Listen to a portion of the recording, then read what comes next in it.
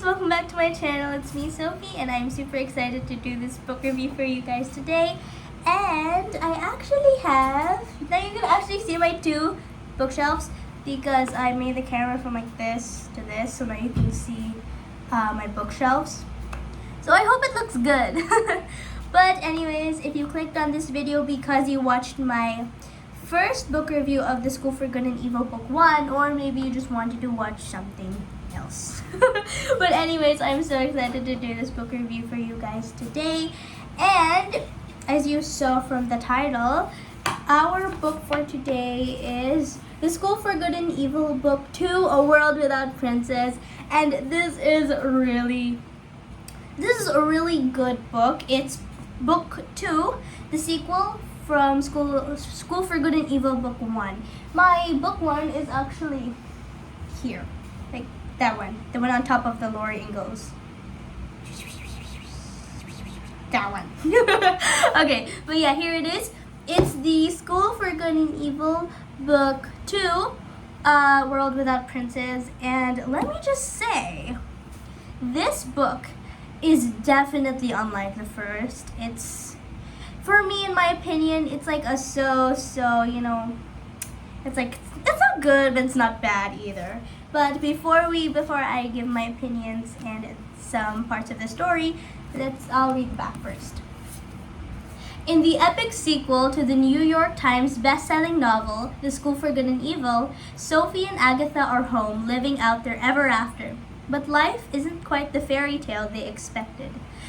When Agatha secretly wishes she'd chosen a different happy ending, she reopens the gates to the School for Good and Evil, but the world she and Sophie once knew has changed. Witches and princess, warlocks and princes are no longer enemies. New bonds are forming. Old bonds are being shattered. But underneath this uneasy arrangement, a war is brewing and a dangerous enemy rises. As Agatha and Sophie battle to restore peace, an unexpected threat destroys everything and everyone they love. And this time, it comes from within. Soman, the writer, has created a spectacular world that Newbery Honor author Anne M. Martin calls a fairy tale like no other, complete with romance, magic, and humor that will keep you turning pages until the end. Okay, so I can agree that it does turn, it really makes you feel like you're going into another world. And it's really different, unlike the first book.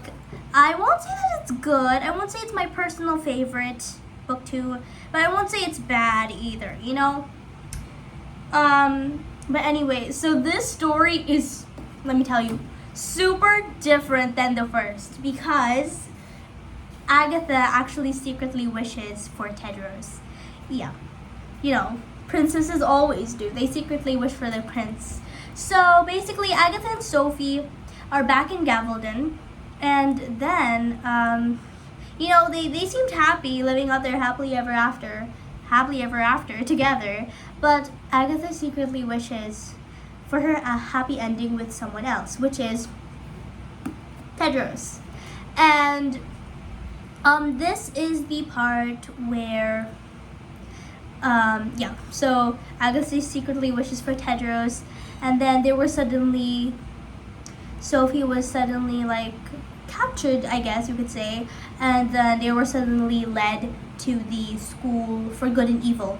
But the School for Good and Evil isn't as it once was, you know, like it's not the School for Good and the School for Evil. This time, I will tell you, it's the School for Girls and the School for Boys.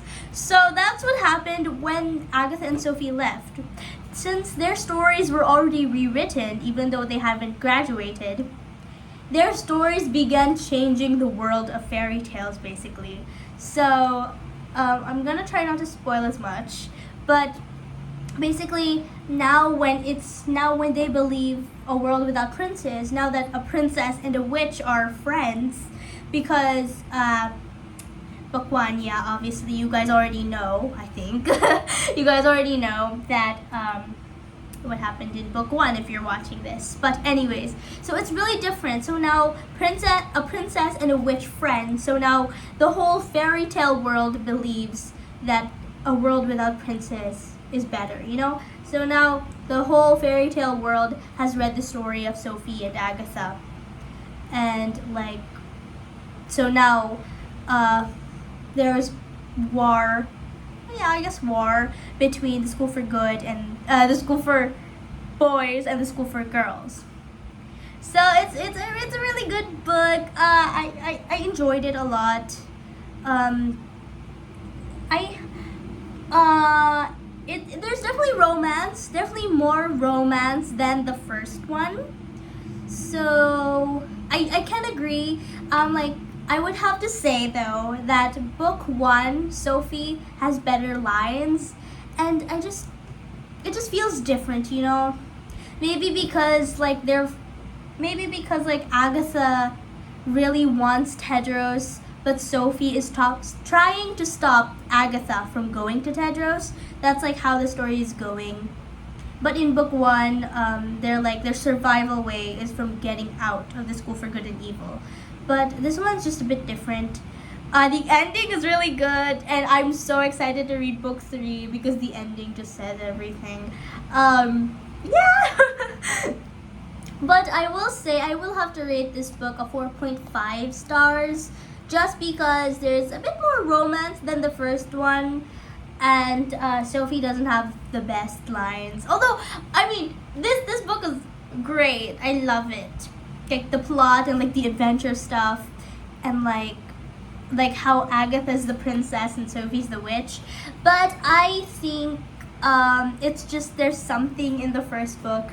It feels like you're really into another world. The lines, the adventure, the yeah, those. But in this one, it's giving more romance. So I actually forgot what age I gave in the first book when I reviewed the book 1.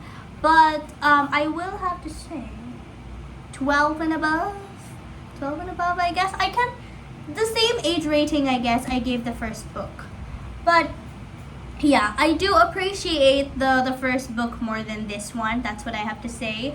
But it's still a good book. Like, you get to see like the characters, you know, like, does Agatha really belong in good? Is Sophie really destined for evil? And the ending says it all. New characters. Yeah, like definitely a lot of surprises. The moment you keep reading this book, lots of surprises. And yeah, my favorite chapter is probably the ending. It's always the ending. Like, yeah, the last chapter. How many chapters are in the book? 24 chapters. 24 chapters. And yeah, I just love the last chapter. It's just really good. You'll get to see Hester, Annadale, Dot, Beatrix, Sophie, Agatha, Tedros. Who else? Yeah. Lots. Yeah. And a new character is also in the book. I will not say her name. I just said who. Okay. A new character, and it's a she. So that's all the hints I'm going to give you. And a new villain is going to rise again, and it's just good. It's really good, but it's not the best. It's not my favorite more than the first one. But I will say the sequel is good. Again, it's more romance. Is it emotional as the first? Well, I think the emotional drama is still there, just like the first one. But yeah. Yeah. So again, my star rating is 4.5 stars. My age rating, my age. The age would be 12 and above, I guess. And this is book 2 of The School for Good and Evil, A World Without Princes. Book 3 is The Last Ever After, which I'm really excited to read. And it's $4.50. It fully booked, same price as book 1.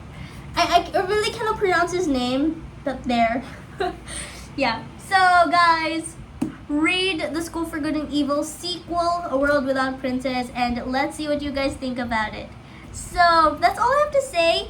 I will not be doing a book review next week. But I'm so excited to review all of the other books I have read. And thank you guys so much for watching. And thank you so much for 100 subscribers. 106 or 107. Thank you so much for 100 and up subscribers. I am so happy, and thank you guys so much for taking your time to watch this video and try to read A World Without Princes. Bye!